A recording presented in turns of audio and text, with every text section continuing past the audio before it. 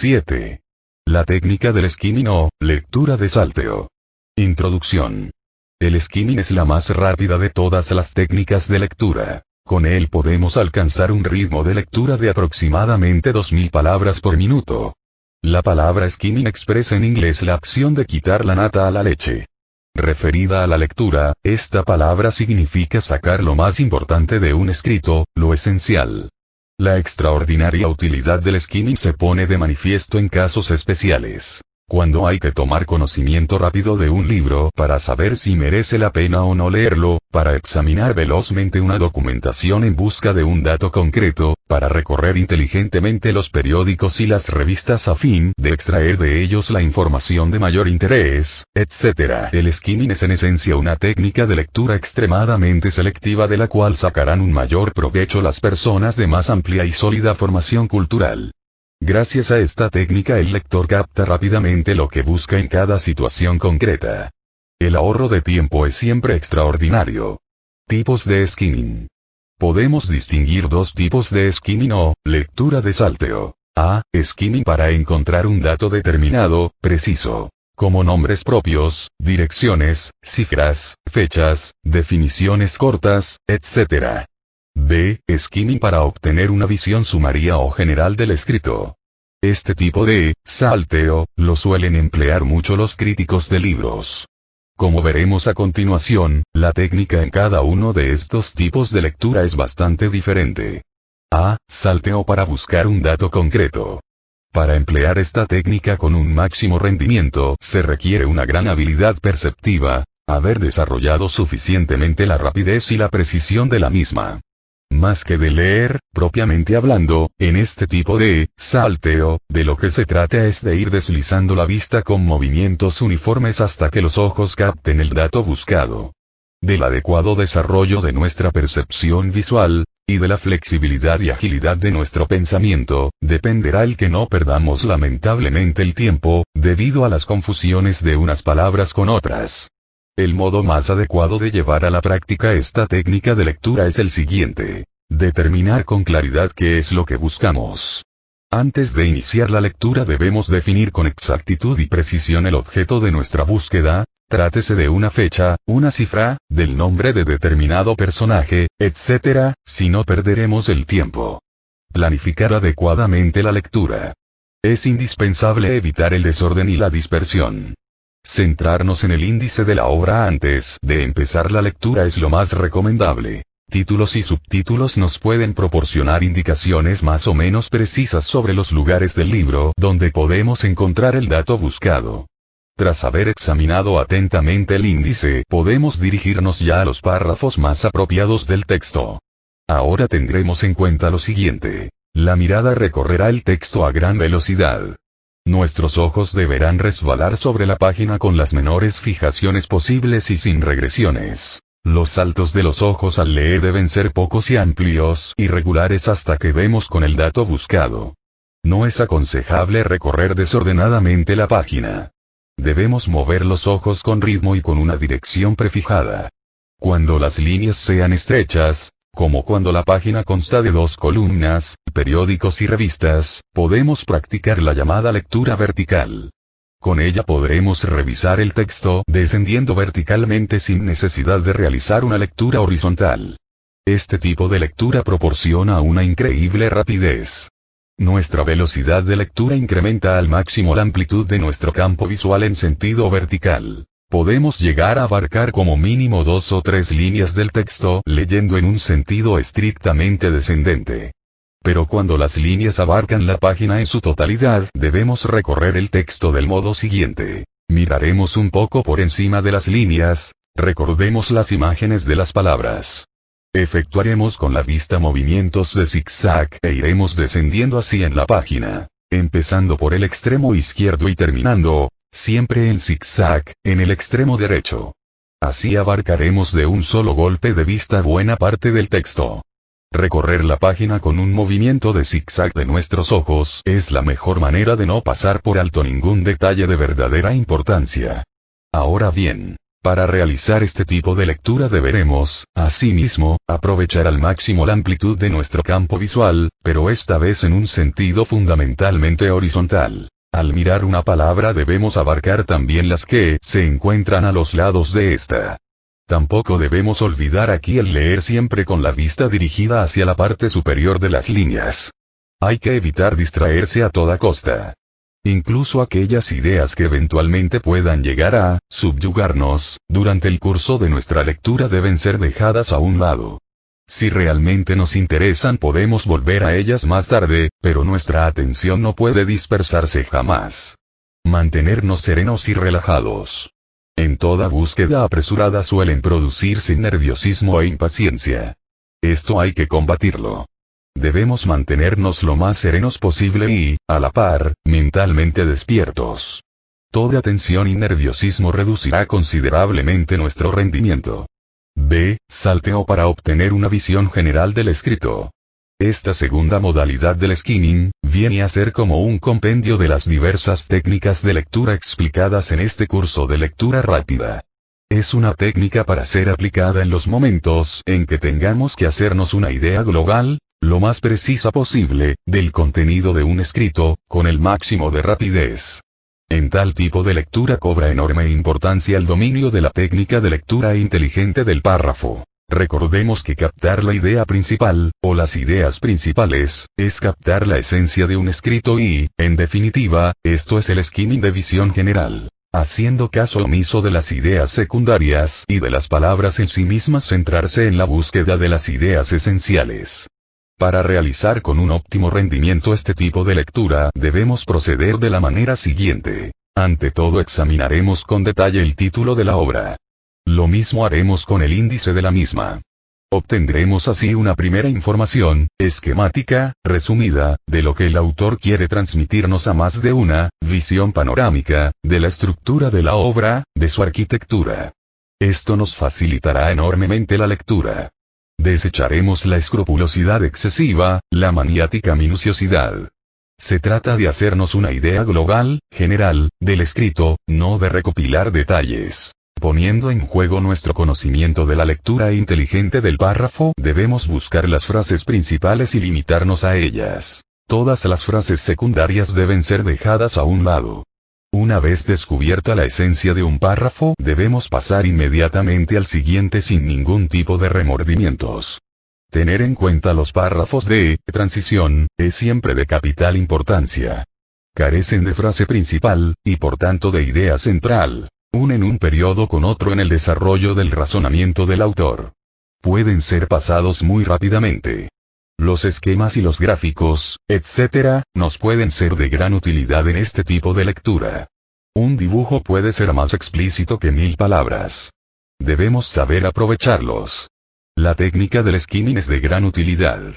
Además de ser bastante aconsejable su empleo cuando tengamos que hacernos una idea general y rápida de un libro, existen otros casos en que su utilidad está perfectamente probada.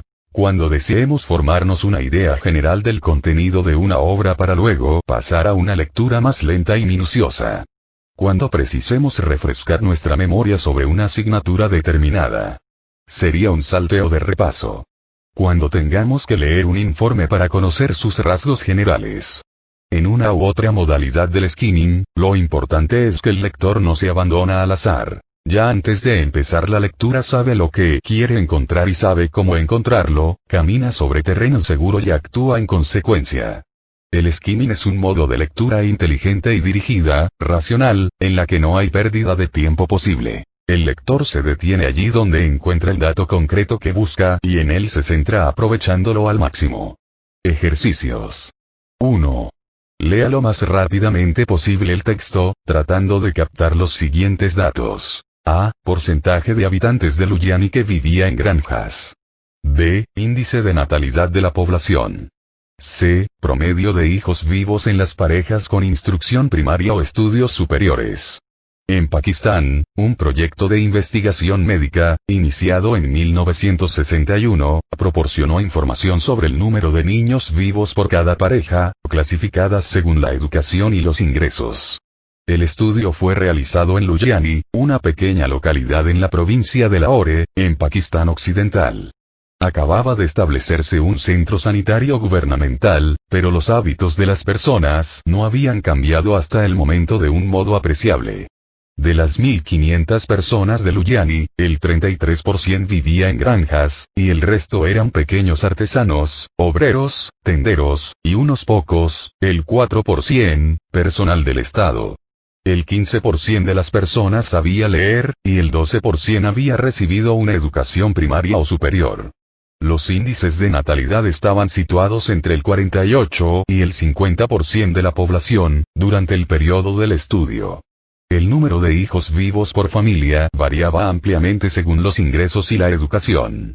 Las parejas adscritas al grupo más elevado, de los 5 establecidos según los ingresos, tenían un promedio de 3,23 niños vivos, mientras las parejas en el grupo de ingresos más bajos, tenían un promedio de 2,75 niños vivos. El promedio de hijos entre los analfabetos era de 2,9, mientras que el promedio para las parejas con una educación primaria o superior era de 3,4. Entre aquellas parejas que eran totalmente analfabetas el promedio de hijos vivos era de 1,9, en el grupo de rentas más bajas, comparado con 3,0 en el caso del grupo de ingresos superiores. Frederick Osborne, El futuro de la herencia humana. 2. Ejercicio para agilizar la vista. Repita varias veces la lectura y no olvide su ejercicio diario de lectura acelerada. El hombre se buscó las manos con la mirada y las halló, colgando de los extremos de sus brazos. Le pareció extraño tener que utilizar la vista para encontrarlas. Volvió a blandir los brazos en el aire golpeándose las manos enguantadas contra los costados. Los agitó durante 5 minutos con violencia inusitada, y de este modo logró que el corazón lanzara a la superficie de su cuerpo la sangre suficiente para que dejara de tiritar.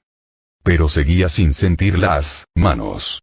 Tenía la impresión de que le colgaban como peso muerto al final de los brazos, pero cuando quería localizar esa impresión, no la encontraba. Comenzó a invadirle el miedo a la muerte, un miedo sordo y tenebroso. El temor se agudizó cuando cayó en la cuenta de que ya no se trataba de perder unos cuantos dedos de las manos o los pies, que ahora constituía un asunto de vida o muerte en el que llevaba todas las de perder. La idea le produjo pánico. Se volvió y echó a correr sobre el cauce helado del arroyo, siguiendo la vieja ruta ya casi invisible. El perro trotaba a su lado, a la misma altura que él. Corrió ciegamente sin propósito ni fin, con un miedo que no había sentido anteriormente en su vida. Mientras corría desolado, entre la nieve comenzó a ver las cosas de nuevo. Las riberas del arroyo, los depósitos de ramas, los álamos desnudos, el cielo. Correr le hizo sentirse mejor. Ya no tiritaba. Era posible que si seguía corriendo los pies se le descongelaran y, hasta, quizá, si corriera lo suficiente, podría llegar al campamento. Indudablemente perdería varios dedos de las manos, y los pies y parte de la cara, pero sus compañeros se encargarían de cuidarle, y salvarían el resto. Fag London, El fuego de la hoguera. 3. Lea lo más rápidamente posible el texto, tratando de captar los datos siguientes. ¿A qué porcentaje de población activa cubana recogía el censo de 1899? B. ¿Qué proporción trabajaba en el sector minero? C. ¿A cuánto ascendía el número de profesiones liberales? El censo de 1899 reveló que la población activa cubana ascendía a 678.000 de un total de 1.572.797 habitantes, es decir el 43%. En 1846 esta cifra se elevaba a 431.258 de un total de 896.294, o un 41%. De estos, trabajaban en la agricultura, pesca y minería 336.271, 330.271 en la agricultura, 5.000 en la minería y 1.000 en la pesca. La población obrera urbana, 342.301 trabajadores, se dividía en las siguientes categorías. Industrias mecánicas y de manufacturas, 99.703. Comercio y transportes, 81.918. Profesiones liberales, 8.768. Servicios personales y domésticos, 151.912, por orden de importancia numérica, las ocupaciones eran: trabajadores de industrias de tejidos, de tabacos, construcción, transportes, metalúrgicos, alimentos y licores, curtidores, impresores, albañiles y ceramistas e industria maderera. La industria de tejidos era fundamentalmente artesanal. En realidad, los trabajadores de la rama del tabaco eran la fuerza dominante de los obreros urbanos. Philip S. Fournier, La guerra hispano-cubano-americana y el nacimiento del imperialismo norteamericano. 4. En el siguiente pasaje. 1. Señale. A. La idea central. B. Las palabras, señal, explicando además, a qué tipo pertenece cada una de ellas. 2. Constituido el pasaje por 4 párrafos, el último de ellos extractado, por razones de espacio, explique la función de cada uno de ellos, ejemplificativos, digresivos, etc., siguiendo el desarrollo de la idea central a través de los mismos. 3. Finalmente, sintetice con sus propias palabras la esencia del pasaje. La psicología, la ciencia y el hombre. La psicología científica educa a la psicología pública. Informa y enriquece la imagen del hombre que todos compartimos y que guía parte tan considerable de nuestra conducta diaria. Modifica la imagen pública que se da por consabida en nuestra literatura, en nuestras escuelas, en nuestros teatros, en el arte y la música, en la religión y el gobierno. Se ha dicho que si la naturaleza humana llega a cambiar alguna vez será porque aprendamos a vernos a nosotros mismos de una manera nueva. Nuestro sentimiento del bien y el mal, nuestro sentido de lo que es cómico y lo que es trágico y nuestro juicio de lo que es perecedero y de lo que sobrevivirá son formados y reformados por la psicología que calladamente asumimos. Considérese, por ejemplo, la sombra que nuestra psicología implícita arroja sobre nuestra concepción del poder, esto es, de cómo se controla la conducta humana y se gobierna al hombre. En cada época, las normas según las cuales se escriben y se hacen cumplir las leyes, se fijan los objetivos, se cumplen o se quebrantan las promesas, se juzgan las acciones y se otorgan recompensas, se derivan de un consenso lato sobre la vida humana, sobre la distancia que separa a lo que es humanamente deseable de lo que es humanamente posible. Cámbiese la imagen que tiene un hombre de sí mismo y se habrá provocado una sacudida que se transmitirá a los cimientos de la sociedad en la que vive. Quienes ocupan las posiciones de poder tienen una especial susceptibilidad ante los temblores que se producen en la estructura que lo sostiene. No permitirán sin protestar que se desplace al hombre del centro del universo o que se mantenga que el hombre evoluciona a partir del mono. Y su protesta puede ser apasionada y despiadada. La medida en que el sistema político de un país puede afectar a la clase de psicología que en él se practica es elocuente testimonio de la inversión que nuestros gobernantes realizan en nuestra imagen pública de la naturaleza humana.